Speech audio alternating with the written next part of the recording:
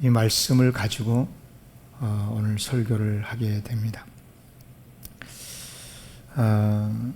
여러분, 우리나라는 세계 유일하게 분단 국가입니다. 우리나라가 세계 강대국이 됐고 선진국의 대열에 섰고 그야말로 세계 속에 참 큰 나라가 된 것은 이건 정말 하나님의 복이고요. 그럼에도 불구하고 수치스럽게도 우리는 한반도가 두 동강이 난 채로 이렇게 살아가고 있습니다. 참 서글픈 일이죠. 1945년 8월 15일 날 우리가 해방이 되고 기쁨도 잠시고 곧 이어서 이제 북쪽 남쪽으로 갈라서게 되죠. 그리고 이제 80년 세월이 헐 지나가고 있는데요. 엊그제 이야기예요. 그러니까 옛날의 이야기가 아닙니다. 옛날의 이야기가 아니에요.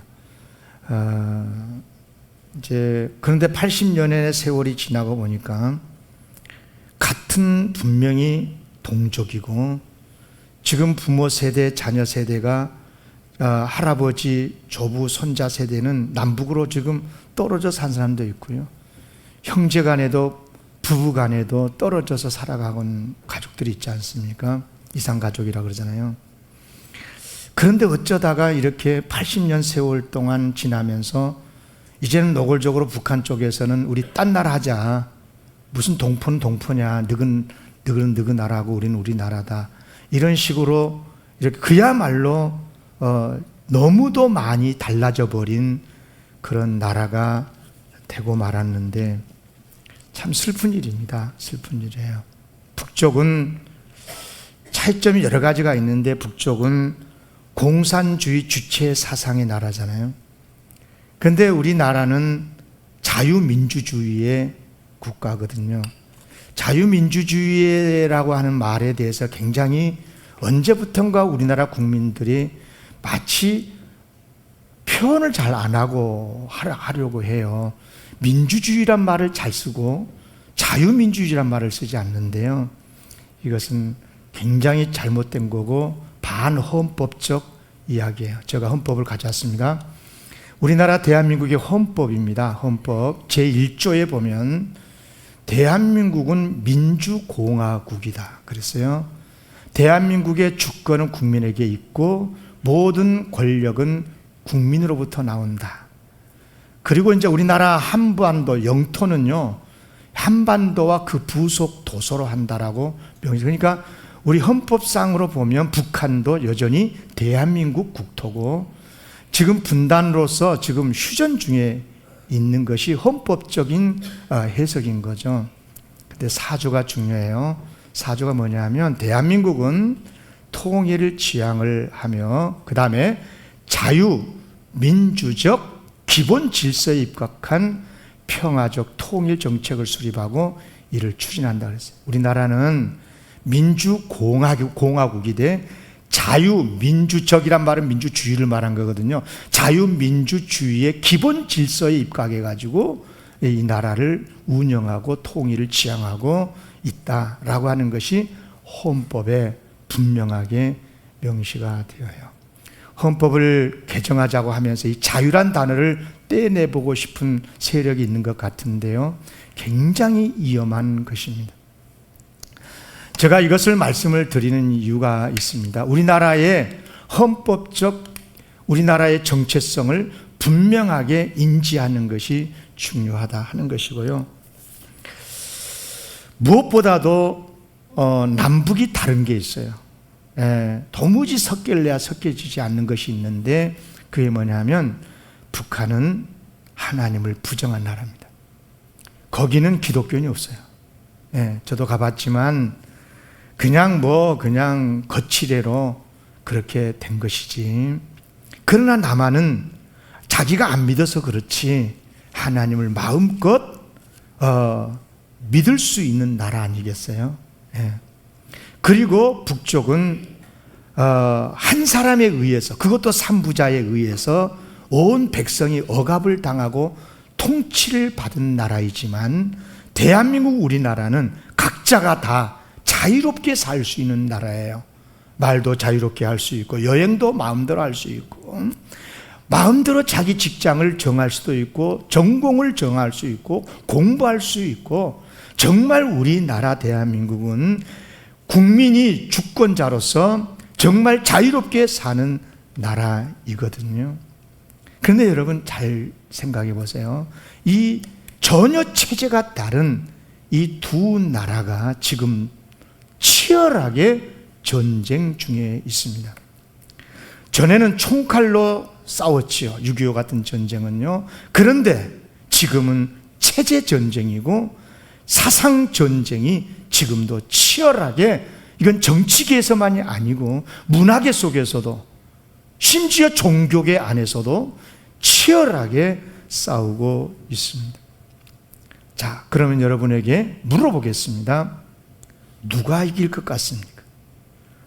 어떤 체제가 이길 것 같습니까? 우리는 당연히 우리나라라고 생각을 해요. 그래요. 우리나라가 이겨야 됩니다. 반드시 그래야 되는 거죠. 그러면 이것을 알아야 됩니다. 이 질문에 대해서 정확하게 대답할 수 있어야 됩니다. 이기려면 어떻게 해야 이길 수 있습니까? 이 시간에 저는 하나님 말씀을 듣는 시간이잖아요. 뭐 개인적인 저의 어떠한 강연하는 시간이 아니고 하나님의 말씀을 듣는 시간이니까 성경 속에서 하나님 말씀은 어떻게 말씀하고 있는지 이스라엘의 역사를 예를 들면서 설명을 해보겠습니다. 여러분, 이스라엘은 오랫동안 노예 생활을 했고 가나안 땅을 들어가서 나라를 세우게 되는데, 처음에 나라는 완전한 나라가 아니고 그때 사사들이 나타나서 나라가 어려울 때마다 백성들을 구해주고 또 다시 사사들은 제자리로 돌아가고 이런 나라였었거든요. 그러다가 이제 드디어 왕 체제로 해서 국가가 세워지게 됩니다. 이름하여 이스라엘. 그리고 최초의 왕은 사울이었습니다. 사울. 그런데 사울이 거의 40년 동안 통치를 한 다음에 죽게 되는데, 이웃나라 이스라엘과 늘 가시 같은 나라 이 블레셋과의 길보아에서 큰 전쟁을 하게 되는데, 거기서 사울 왕과 요나단 자기 큰아들과 함께 왕세자죠. 그리고 여러 아들들과 함께 참전을 했다가 다 전사를 하고 말아요. 그리고 이스라엘 나라는 두 동강이 납니다. 사울이 죽고 나자 일찍이 하나님께서 다윗을 통해서 사울에 이어서 이스라엘 나라로 통치를 하도록 하게 한 계획이 있었는데, 블레셋에서 망명생활하고 있었던 다윗이 하나님의 명에 따라서 헤브론으로 옵니다. 헤브론은 유다 지파의 중심 도시인데 그 헤브론에 와서 왕이 된 거예요. 자, 보세요. 사무엘하 2장 1절부터 보면 이래요. 그 후란 말은 사울이 죽은 다음에 그 말이에요. 다윗이 여호와께 여쭈어 아뢰되 내가 유다의 한 성읍으로 올라가리까? 그러니까 하나님이 올라가라. 다윗이 어디로 가리까? 물었잖아요. 하나님이 명료하게 말씀합니다. 헤브론으로 갈지니라. 그래서 다윗이 두 아내와 그리고 자녀들, 그리고 다윗을 추종하는 많은 사람들을 다 데리고 헤브론으로 올라가서 유다 지파의 각 성에서 살게 되고, 4절 같이 읽겠습니다. 시작. 유다 사람들이 와서 거기서 다윗에게 기름을 부어 유다 족속의 왕으로 삼았더라. 그렇게 해서 다윗이 유다 지파만의 왕으로 7년 동안 헤브론에서 다스리게 돼요. 그렇게 되니까 사울 왕은 죽었지만 사울의 세력들이 있잖아요.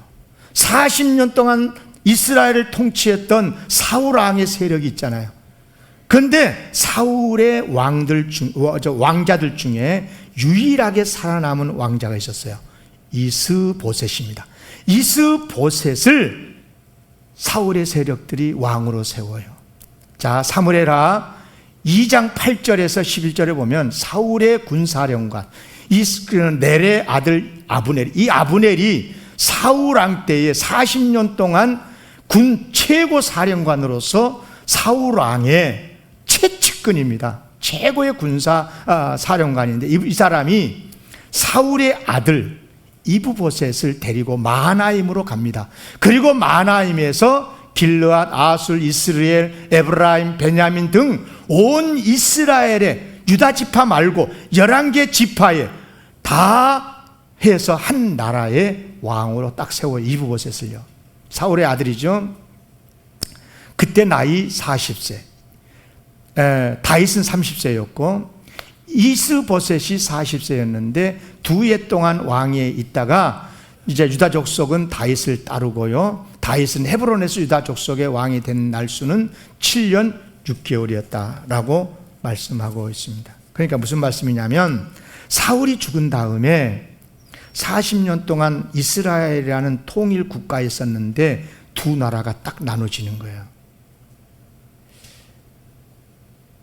7년 6개월 동안 헤브론에서의 다윗의 나라, 헤브론이 수도예요. 마하나임에서의 사울의 아들 이스보셋의 나라, 두 나라가 세워져요. 두 나라는 그 이후부터 치열하게 싸워요. 전쟁이 많았습니다. 그런데 어느 면으로 보나 이스보셋의 나라가 훨씬 강했어요. 그럴 수밖에 없는 게 다윗을 따르는 백성은 거의 12지파 중에 유다 지파뿐이잖아요. 12분의 1이야.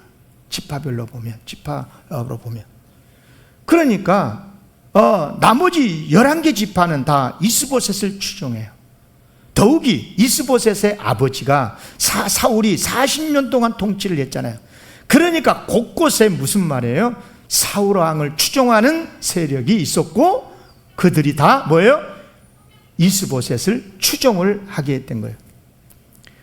그러니까 객관적으로 보면 이스보셋의 나라가 이기는 게 당연해요.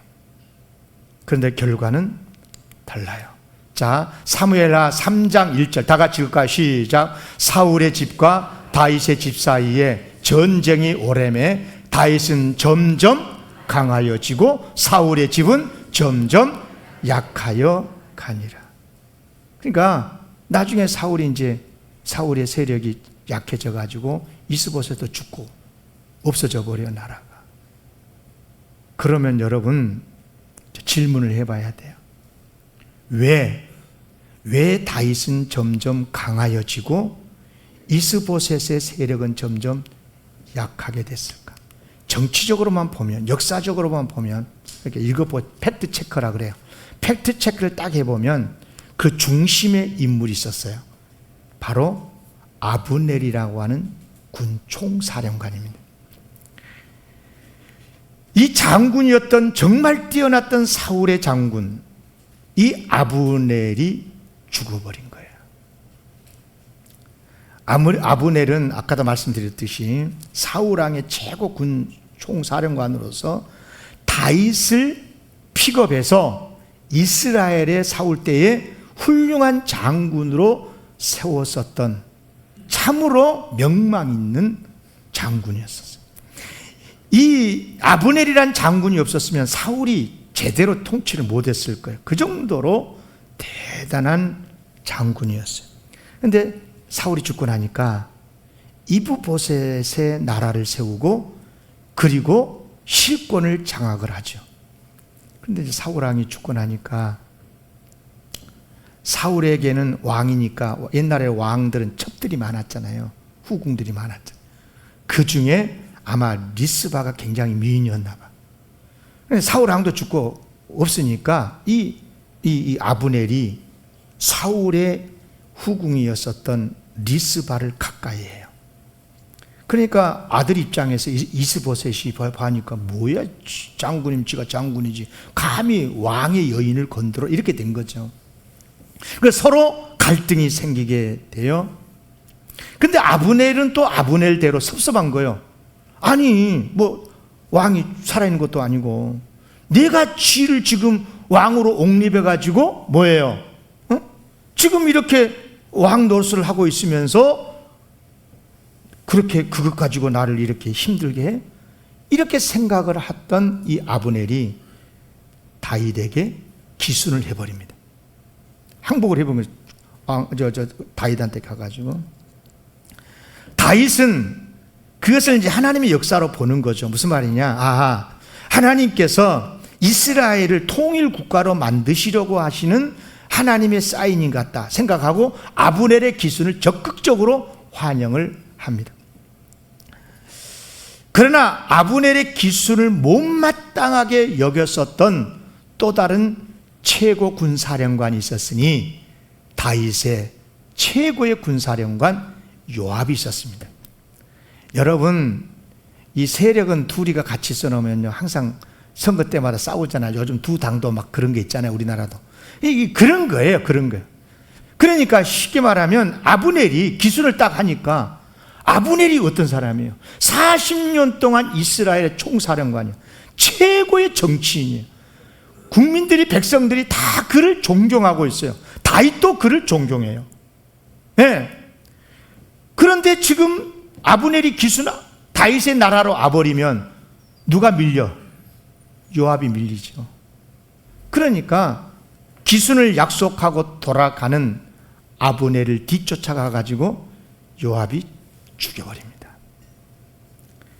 여기에 대해서요 사무엘하 4장 1절에 이렇게 기록을 합니다. 같이 읽어볼까? 시작. 사울의 아들 이브보셋은 아브넬이 헤브론에서 죽었다 함을 듣고 손에 맥이 풀렸고 온 이스라엘이 놀라니.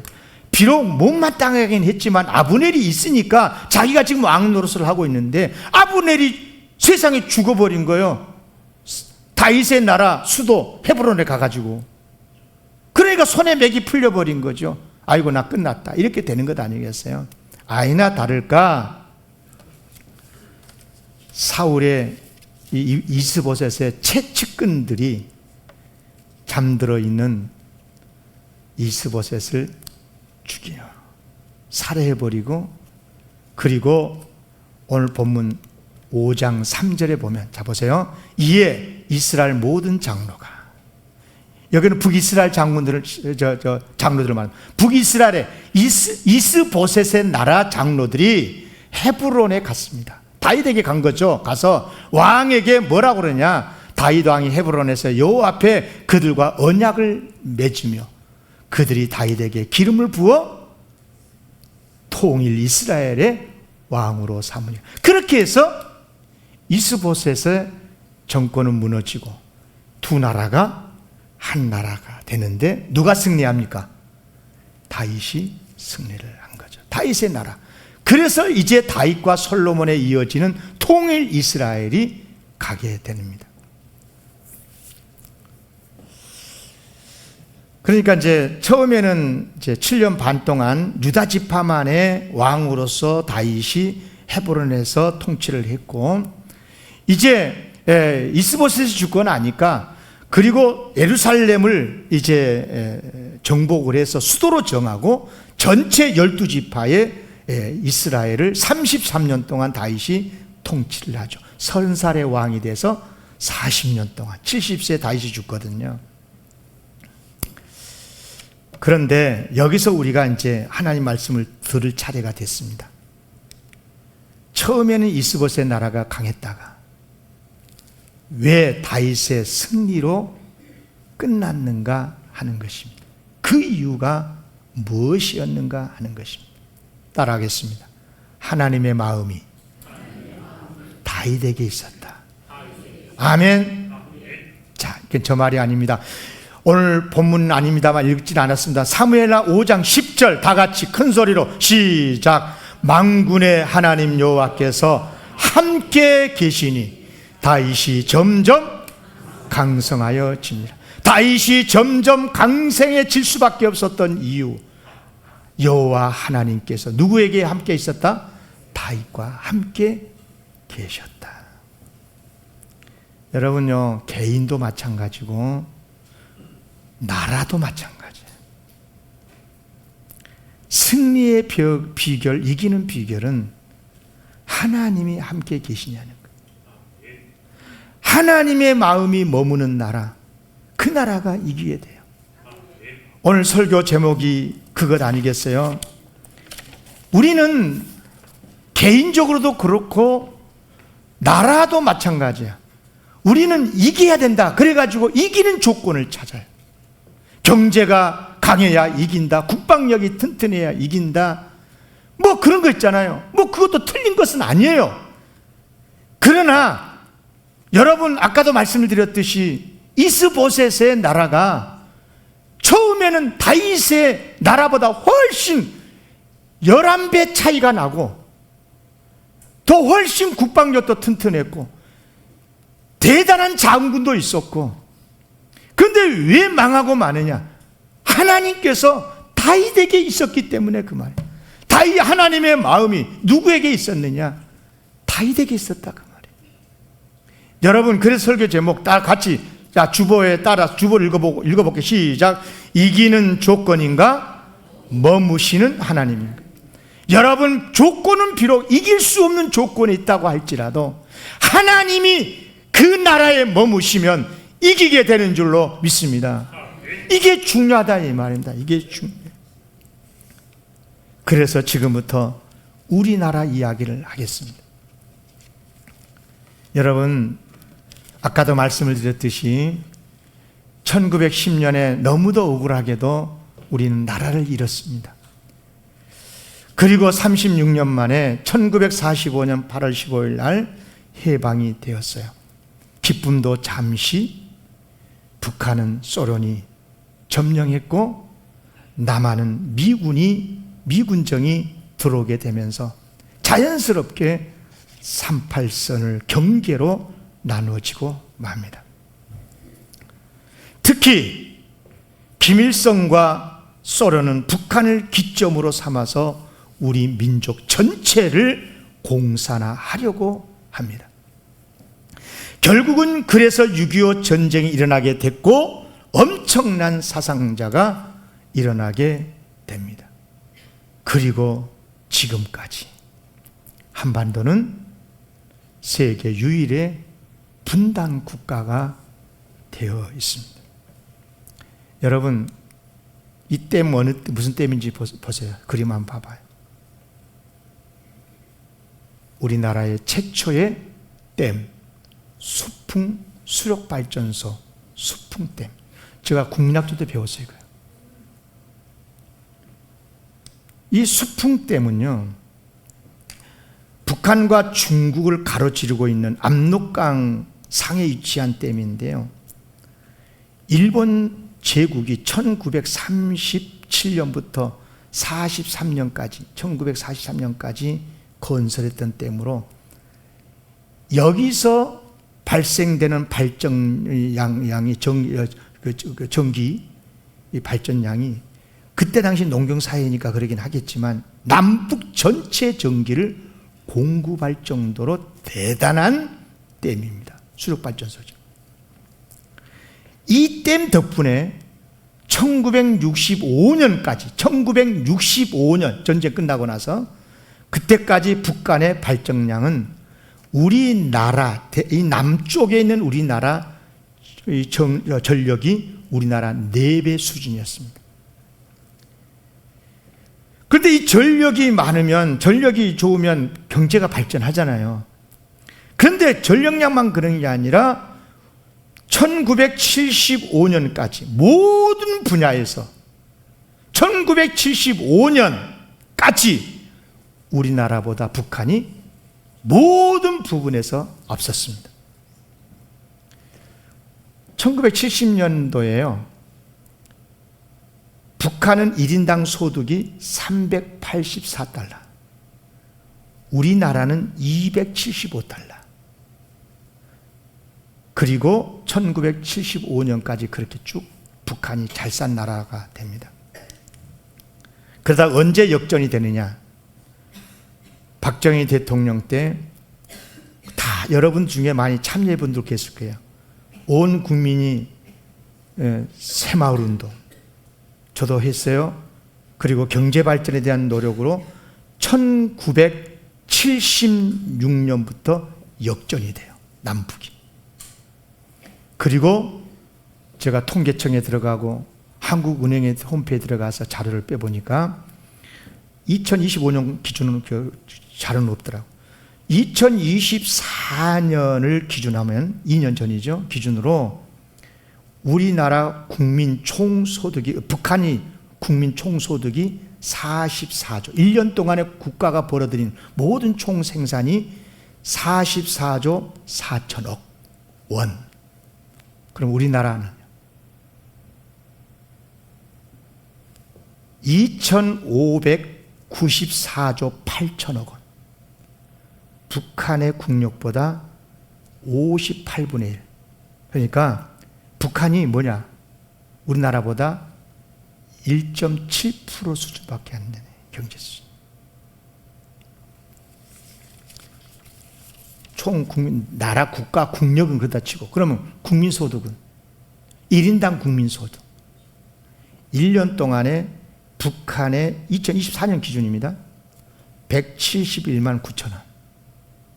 우리나라는 평균 5,012만 원 넘어요. 그러니까 뭐예요? 우리보다 북한은, 우리가 10,000원 벌으면 거기는 3만 4천 원. 우리는 미안합니다. 100만 원 벌을 때, 우리가 100만 원이라 그러면 거기는 3만 4천 원 정도.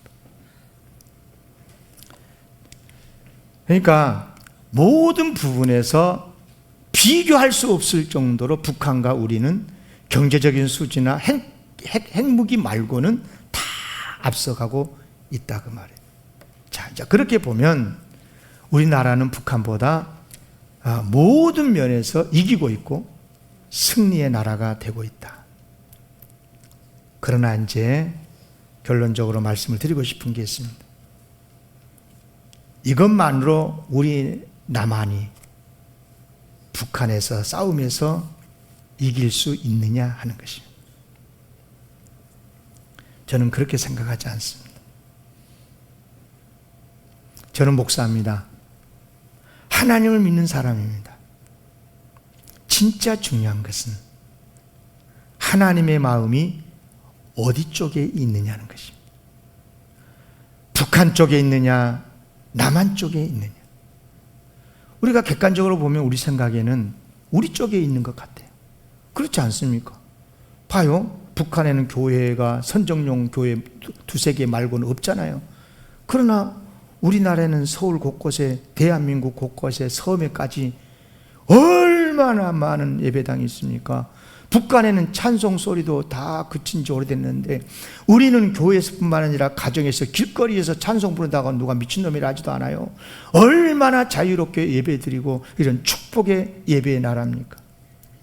그럼에도 불구하고 감히 하나님께서 우리나라 편이겠다라고 제가 자신 있게 말하지 못한 이유가 있어요. 언젠가부터 우리나라 국민들이 하나님을 밀어내고 있어요. 제가 오후 예배 때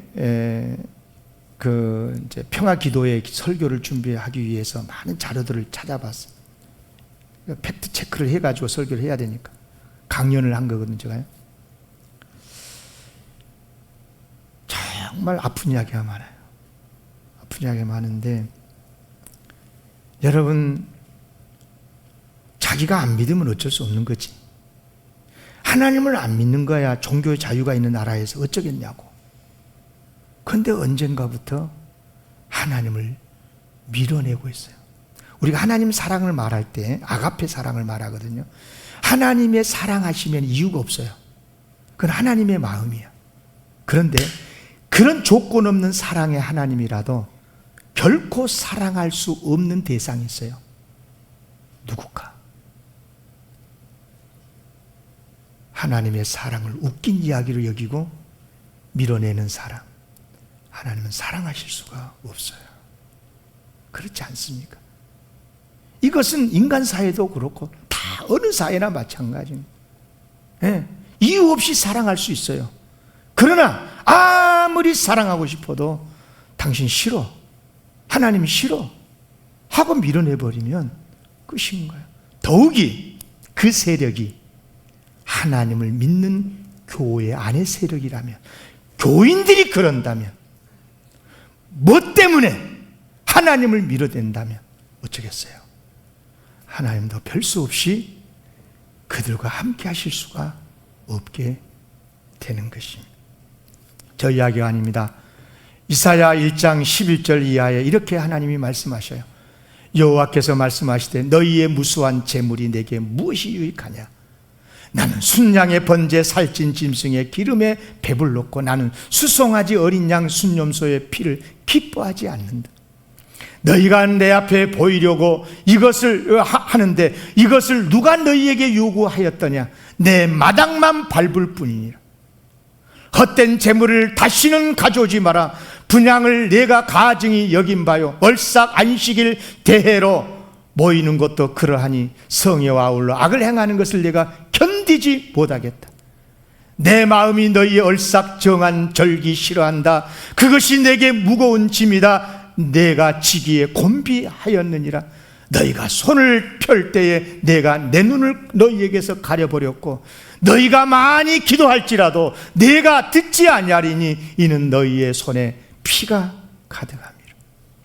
필요할 때만 하나님 찾고 아프고 힘들고 고통스러울 때만 하나님 도와주세요 하고 하나님의 은혜로 형통하게 되었으니까 이제는 하나님을 밀어낸다면 여러분, 그 하나님이 그 사람과 함께 하시겠어요?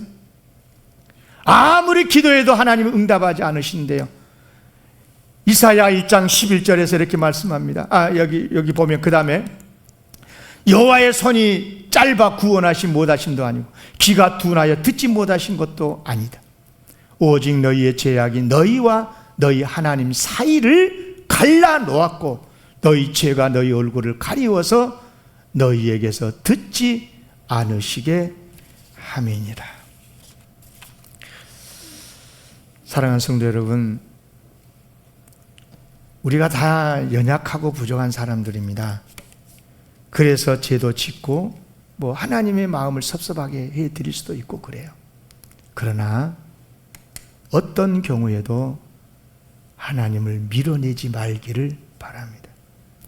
하나님의 마음이 못난 우리라 할지라도 우리를 향하여 하나님의 긍휼과 하나님의 사랑이 머무실 수 있도록 우리가 하나님 앞에 엎드려야 될 줄로 믿습니다. 진심으로 축복합니다. 우리 영광교회 먼저 하나님, 우리를 불쌍히 여겨주십시오. 우리를 긍휼히 여겨주십시오. 우리나라를 떠나지 마십시오. 우리나라를 지켜주십시오. 우리 하나님 앞에 기도해야 될 줄로 믿습니다. 하나님께서는 회개하는 자를 긍휼히 여기십니다. 하나님을 사모하는 자에게 복을 주시는 줄로 믿습니다. 여러분, 형통하다고요? 하나님 훅 한번 풀으면 끝나버려요. 그러나 다 이길 것 같아도 하나님이 떠나시면 끝나버려요. 그러나 다 망할 것 같고 안 될 것 같고 그래도 하나님께서 함께 하시고 그를 지켜주시면 반드시 다시 일어나게 되는 줄로 믿습니다. 제가 우리나라를 걱정하는 것은 경제도 아니고 그래 봐야 제가 어떻게 하겠어, 목사가. 여러분, 국방의 문제도 아니에요. 핵무기 있다고 북한이 그런다고 해서 이긴 게 아니에요. 여러분, 정말 우리가 두려워해야 될 것은 하나님이 우리나라를 지키지 않으시는 것, 떠나신다면 끝난 거예요. 여러분, 어떤 이념도 하나님을 잃게 한다면 거부하십시오.